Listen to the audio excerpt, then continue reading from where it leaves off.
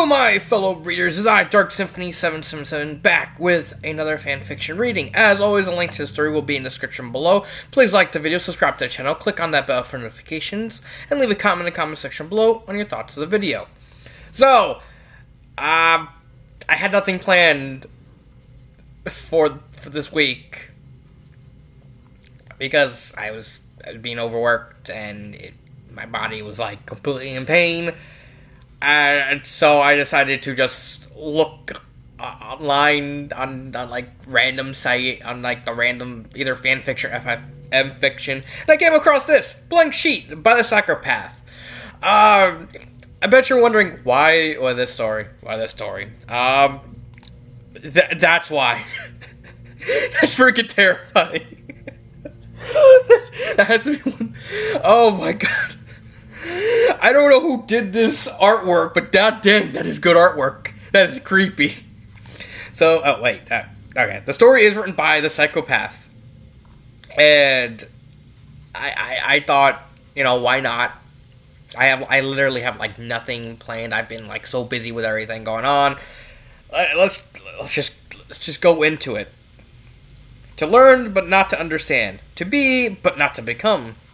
That doesn't sound ominous at all.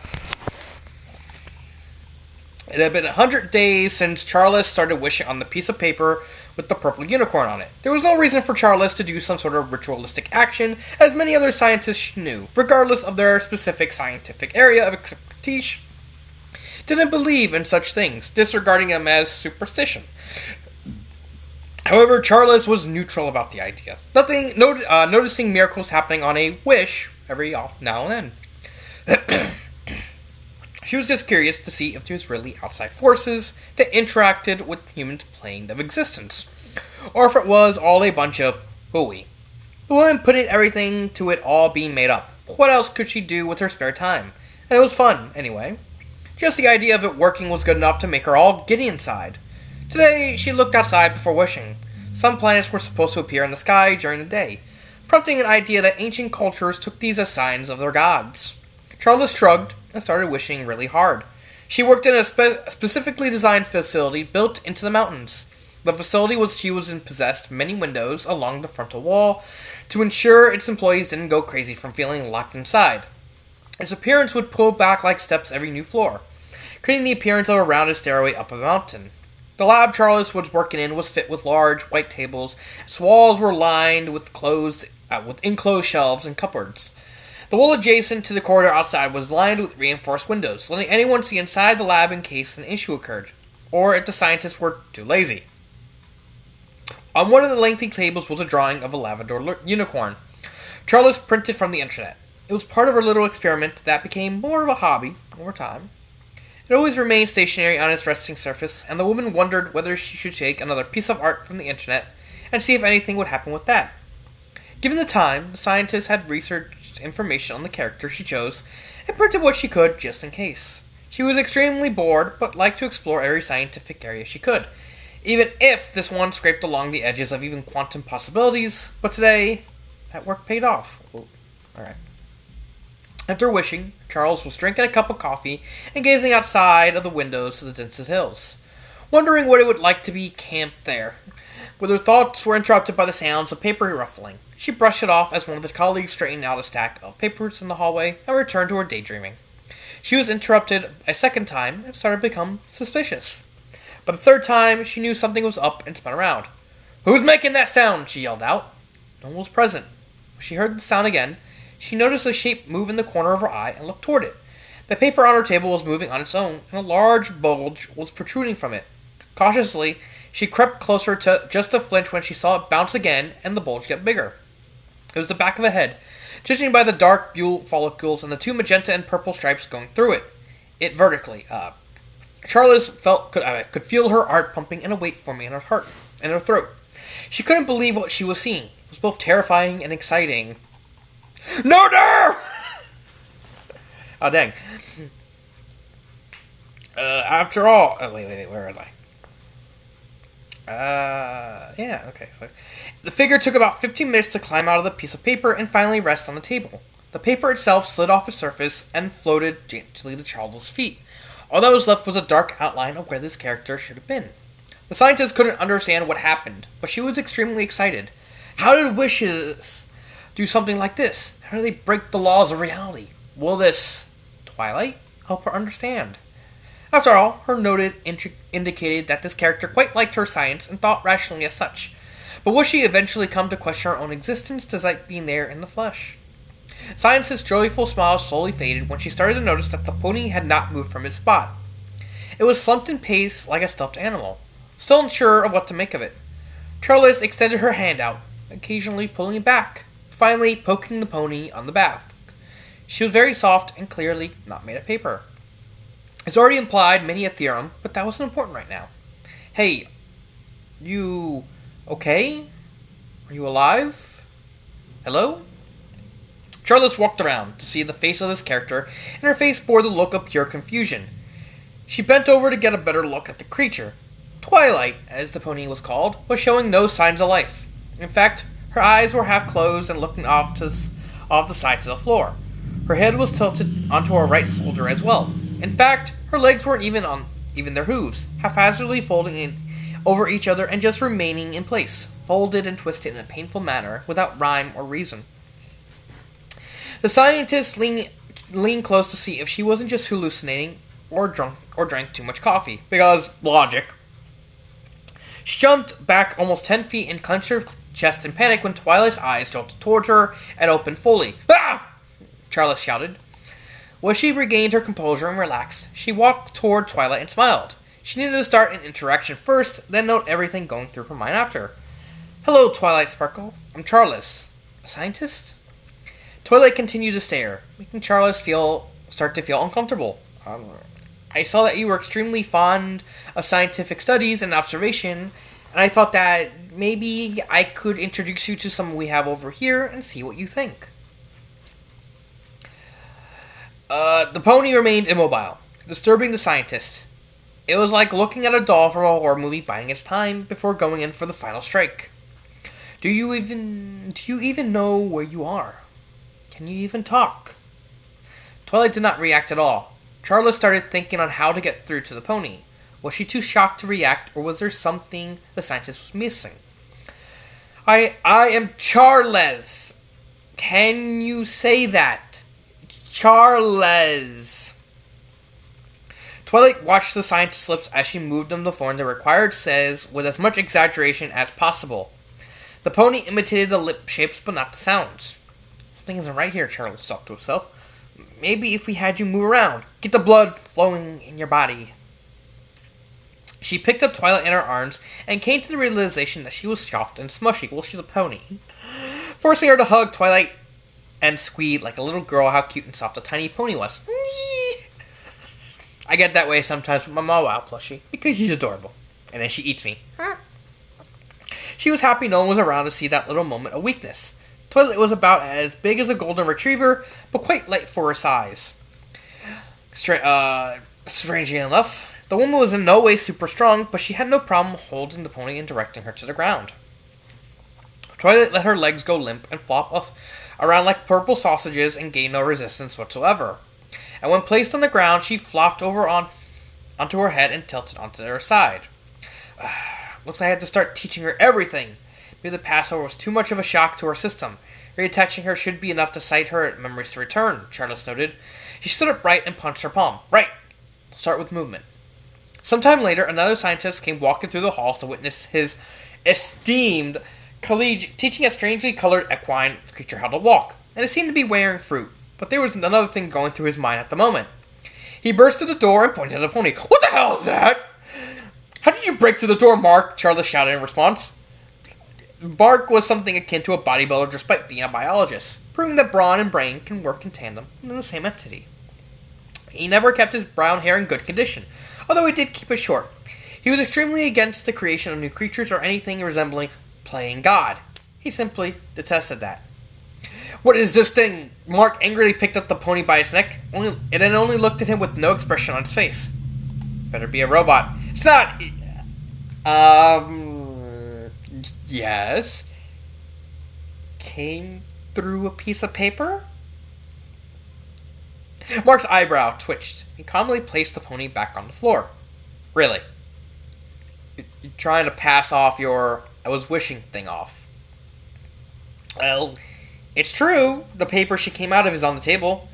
Mark was completely skeptic, so Charlie spent about an hour examining all the details, several of the words being imitated rather primitively by Twilight.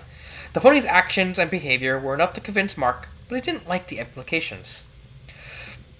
Well, I know you don't have the knowledge for proper robotics, and even less so for biological creations. So, despite everything my being tells me, He rested his elbow in one hand and used the other to hold his face. Forced to believe you. But I will get to the bottom of this. This is impossible. He looked back at the pony who stared at him blankly. Are you even sure it's alive? Yes, she believes. She blinks. She walks. She even learns. But she acts like a blank robot that doesn't even have basic programming. I know, but I surmise whatever trip she went through must have shocked her, so I'm doing what I can to teach her the basics, and even more if I have to. I might induce her to recover memories by performing familiar attacks, just like with amnesiacs.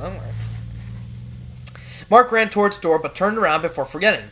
Keep teaching her. I'll bring her some food we give to the livestock here.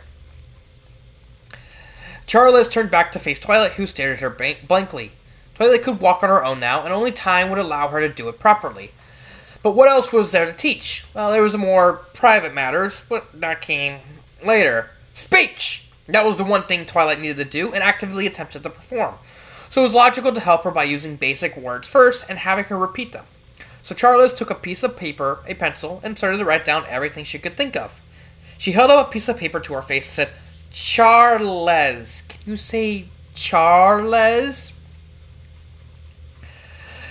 Twilight imitated the lip movements and only exhaled some hair. Come on. Charles.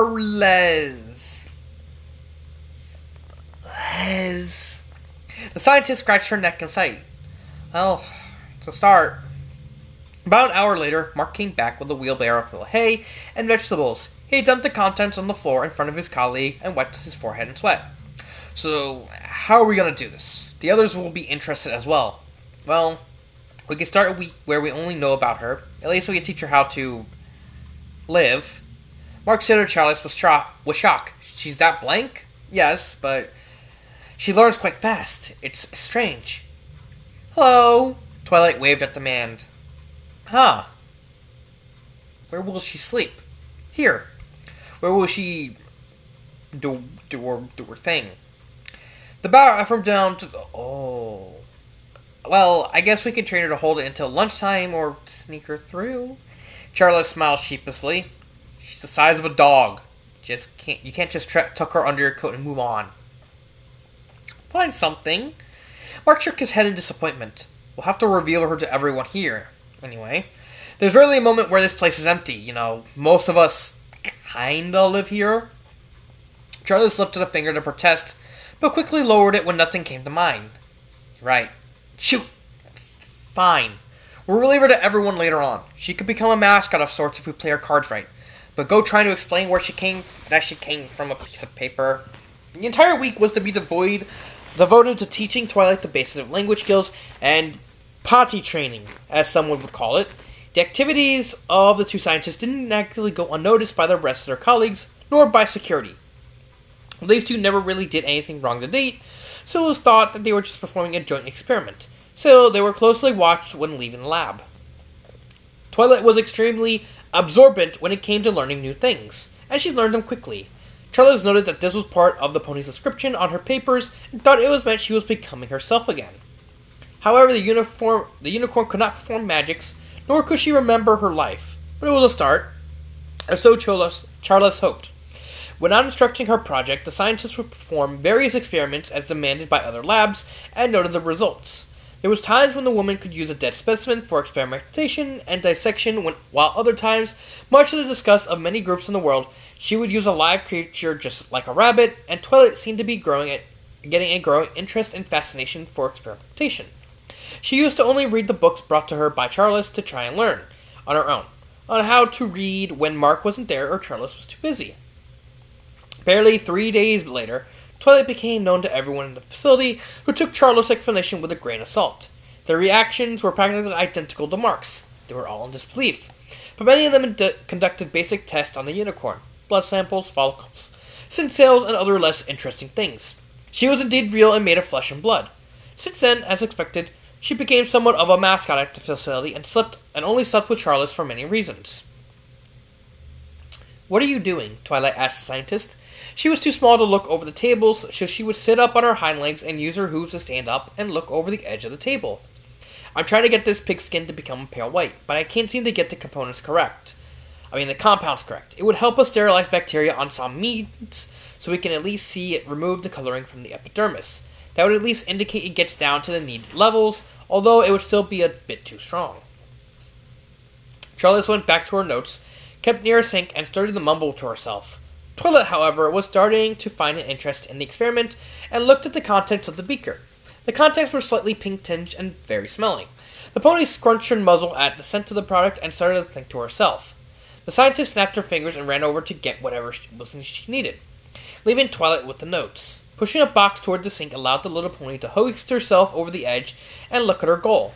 She tapped her chin slightly, then went towards one of the cabinets and took a few items in her mouth. These were clean containers, of course. She couldn't risk getting anything in her mouth. That was dangerous. Luckily, at least 3 of the compounds needed were clean and contained as were a few others Twilight needed. Charles came running back and saw Twilight pouring the beaker's contents back on the meat. She didn't see this with joy, however, and rushed forward to pull the experiment instrument from the pony's mouth. "What are you doing?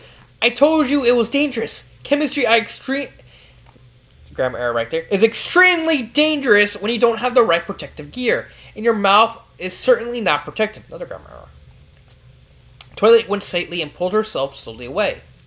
The scientist's gaze went to the meat. It was covered in whatever Twilight had made, and she noticed that the product was no longer pink-tinged. It was clear.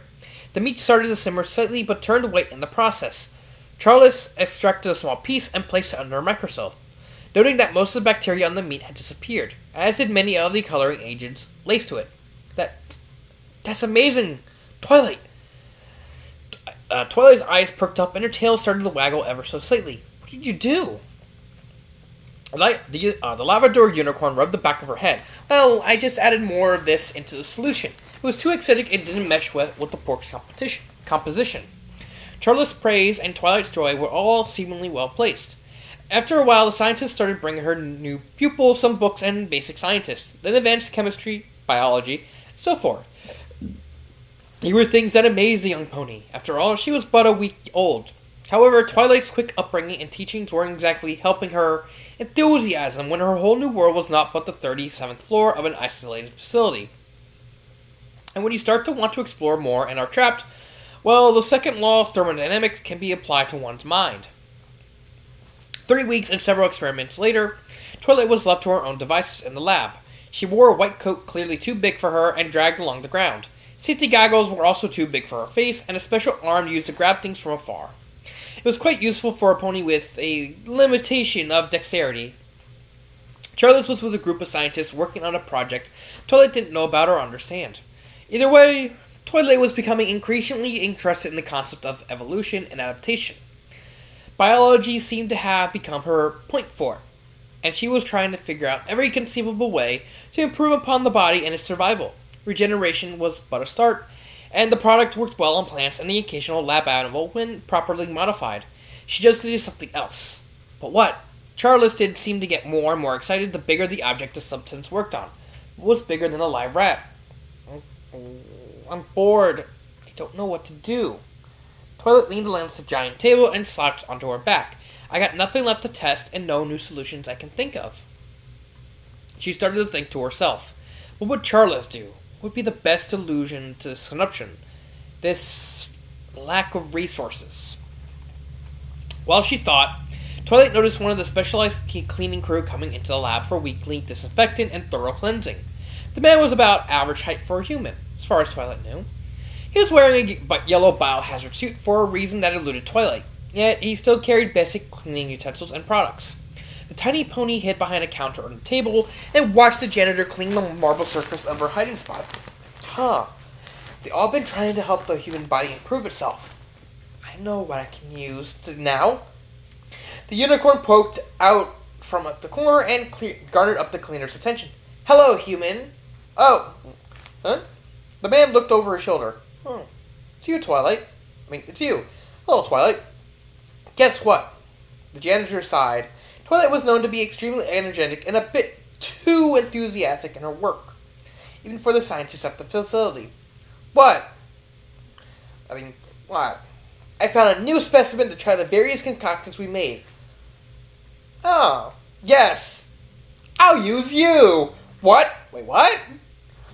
I kind of expected this, but I wasn't expecting her to be blunt.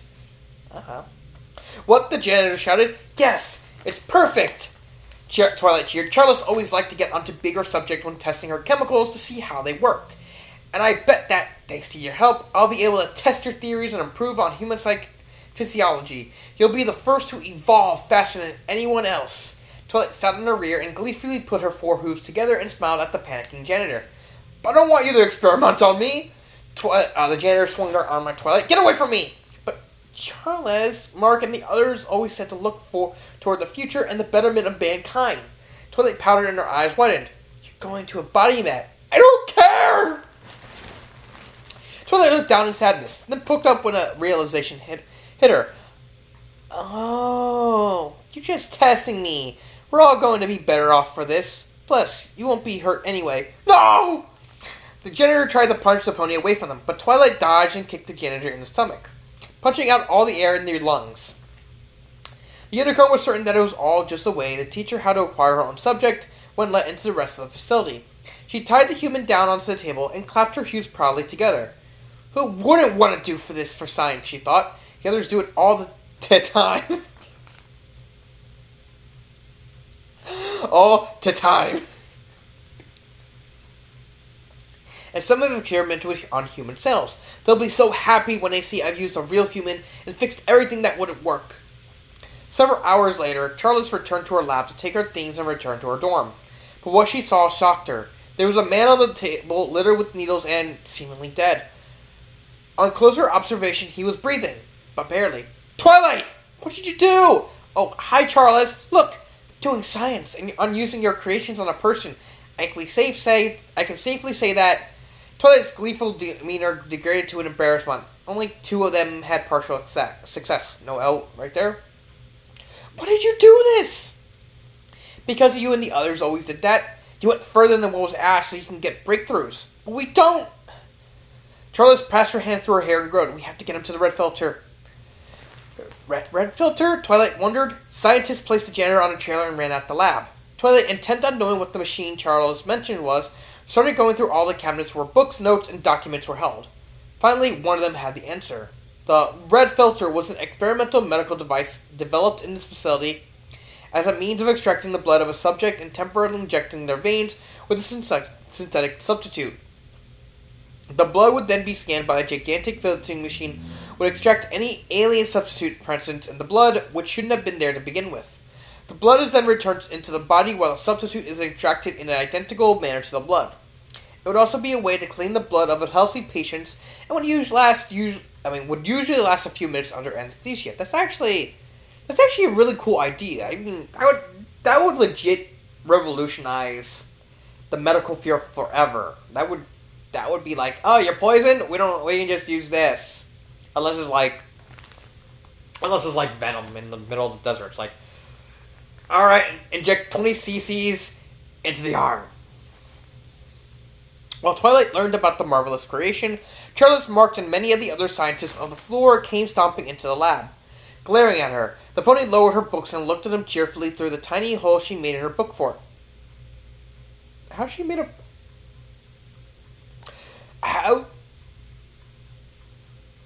do that so fast?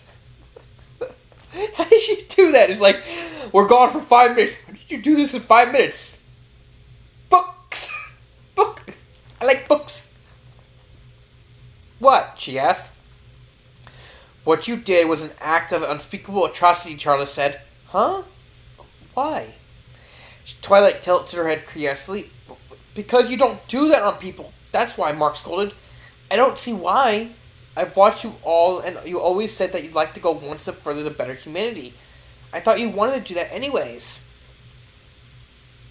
Mark shaped his mouth in a sad attempt to say what, but took Charles out of the room instead and aggressively whispered to her, "The hell is this? It's no conscious. I don't understand. The world it's supposed to come from is happy and has lots of boundaries concerning that. It should be implemented into her subconscious. I don't understand what happened. What happened is that whatever world she came from is fucked up, that's what. It was also because she secretly doesn't care about us as we're humans. She's the only thing of her kind in our world, maybe even our universe. I can't fathom." Charlotte's mind went back to the first week. Twilight started to walk properly. She seemed so curious and happy to go sniffing around the room, and would often grunt like a baby while pushing on something she wanted to know more about. At first, she seemed more interested in the magazines about paintings. She would even try to paint with what little equipment Charlotte had with her, and would present it to the scientist, holding her creation in her mouth. She had been placed on the personal mini-fridge in Charlotte's apartment, but something changed. Not for the worse, mind, but Twilight became more... There was no real term to use. She started tossing away the artistic creation she had made, and been making instead focusing more on human biology, as well as the concepts and theories of evolution. Perhaps that was a part of what was to come. The two returned to their little anomaly, intent on making her understand. "Twilight, we never taught you to do those things like that," Charles calmly spoke. "But you've done it on other living things, and always brought other subjects for testing. Rocks, plants, animals. You've been wanting to use these on humans. What better way to test the finalized product? We test them using human cells or willing test subjects," Mark added. Twilight looked in Mark's face in a way that implied she was right. This angered the man. "Don't give me that look. Would you have liked to be riddled with needles and dangerous products that could kill you or worse?" Twilight didn't even wait to answer. "Yes," she shouted. "It's all for science. I know how it works. Don't worry." She waved a hoof. "I know what I'm doing." Charles grabbed the milk and tilted her up. "Never do this to a person again. Or you're not getting to do any more science. Ever. Do I make myself clear?" But Charles' glare was enough to make the pony stop talking. "Now go home and stay there." Getting rid of this mess was no easy affair, but Charles would think about that tomorrow. For now, everyone was tired. First a lengthy project, then that pony thing going rampant with their products. Perhaps it was a bad idea to give Twilight any thoughts about science. But anyway she thought of it, the outcome was inevitable. When she entered her dorm, the scientist looked near the wall to her immediate right to see Twilight sleeping on her mattress and under the blankets. She seemed really disappointed rather than bad about what she did. Why wasn't she like the Twilight from the source? Sleep. That was what everyone was doing in the facility. Nary a sound resonated aside from the air vent, an occasional air moisturizer. It was a subtle and comfy night to forget your troubles, to say the least, but not all was quiet, and Charlotte was awoken suddenly by a hoof to her mouth, and Twilight standing in front of the woman with a syringe in the pony's mouth and wide, sparkling eyes of joy on her face. All for science, all for progress, all for what she loves and what she knows, because this is how she grew. One may clone themselves to even clone another being. One may attempt to recreate them artificially through robotics, programming, and even bioengineering if the future permits it. However, you'll never clone what makes the individual unique. What makes it unique, you asked? Well, some say it is their memories and experiences. Others say it is the soul. Whatever the case is, looking at twins is sufficient to know that identical beings can be tremendously different and never the same.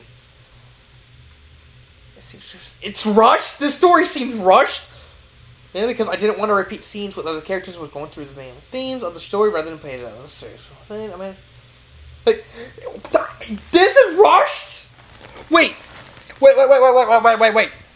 If this story is rushed, I want to see a fully fledged version of this story. How is a story this good is rushed? How? 5 out of 5. Holy, this story is good. I would like to see a full-fledged series of this, like this story actually expanded upon. Okay, so here's what I think. I really love the whole idea of nature versus nurture.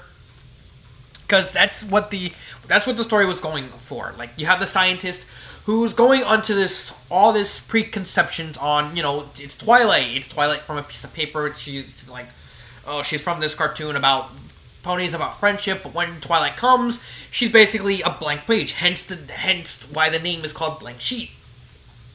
And raising her, and so it's the idea of nature versus nurture. It's like, okay, it's like she's already the lady already thinks the Twilight, when she comes to life, would already have all this nurture stuff, but it's a blank sheet. So she gets everything wrong. She gets all these precognitions wrong, and so Twilight, is in essence raised again, but under the assumption that, okay, she's just going to be remembering all this stuff automatically, and she's remembered how she behaves and all this stuff like that and everything. And that comes to bite Charles in the end, where Twilight is literally about to just, about to like stab her with the syringe for science and progress. And the story is paced out just a smidge fast, but that's probably the rushed aspect of it. 5 out of 5. Like, if there's anything I would change, it would literally be nothing. It's like, I would just like to see just a more extended version of this, like a more slower version of this, like going more in the depths of who Charles and who Mark is, and this whole facility is, and seeing more on the psychological aspects of nature and versus nurture, and how that concept can actually be warped with how this idea was presented. This story was really good for what it is. Like, sure, there's like a couple grammar errors, but again, that's rushed. Like, it's rushed. But damn, if this story was rushed, I would, like I said, I would really love to see not only on Twilight, but think about what would happen